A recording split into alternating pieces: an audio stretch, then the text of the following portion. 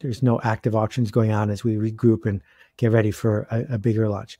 $74,000, and the only real promotion was my blog. So we can't use my blog again to raise the next $74,000, but we can use George's blog, or we can use that podcast, or we can use your donor list, etc. And part of the magic of having the tool be connected is you may send people to some other auctions, but all the other auctions are going to send people to you. And because we've created a benefit to people who bid and who talk about it, the virality of it could pay off. So I don't think you should go buy 100 Apple Watches, but I think you should buy 5. And if they do well, then go buy 5 more. Sooner or later, all marketing mechanics like this fade, but I have no idea when that will happen. Yeah, on a long enough time scale, heat death of the universe eats us all, exactly. And entropy wins, right? That old bugger. This is the first time someone on a podcast brought up the heat death of the universe. I appreciate you so much, George. Well, anyway, the thread. I've been a part of positive auctions for charities, and of course, the gambler I am, I'm up there trying to time it toward the end. I'm always trying to find the angle for good. And at the end of that, though, somebody won, but it was one and done. Your point about the audience and audience fatigue is real. After we all listened to this game in this room for an art auction, it was very clear if they did it again, I was not going to raise my hand first in the positive auction. I wasn't going to bid $15 when I knew there were going to be at least 20, 30 bids to come. How are you addressing this cold start problem in bidding? There's nothing more fun than talking to another game designer. We spent a year to put this together. I believe it is pioneering breakthrough economics work. I'm not up for the Nobel Prize, but if I win it, I will not turn it down. Here's what we did. 2 things. First of all, the early bidders are almost certainly going to be people who just want to support the charity.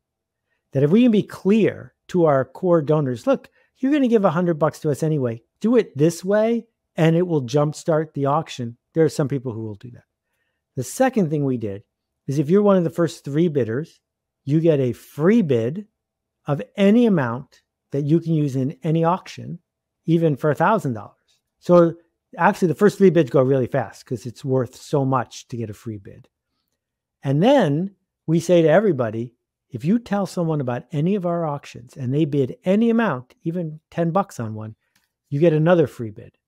So now every time someone turns one of these auctions viral, they get to carry around a gift certificate that they can use later in the game. Now you can say, well, this costs the charity money. It doesn't.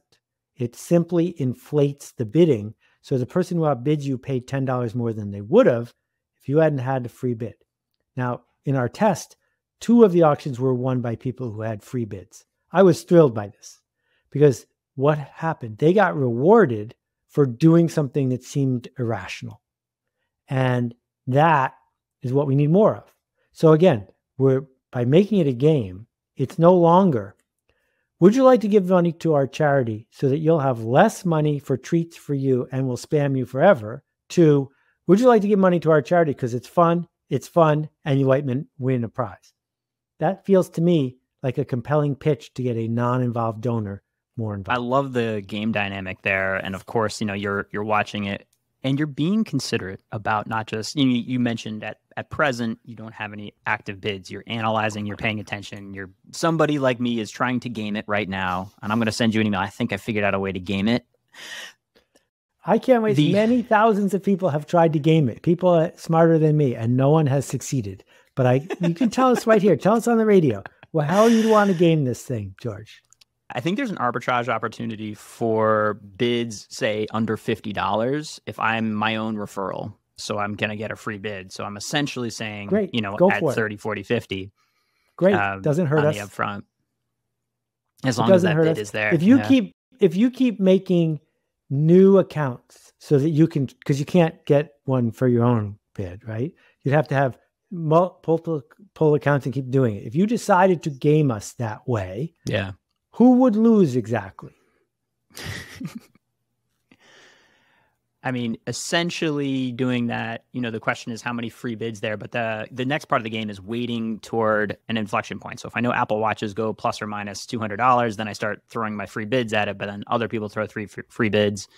And the arbitrage on that was I paid $35 for a $200 value, but I did pay something for a chip and a chair.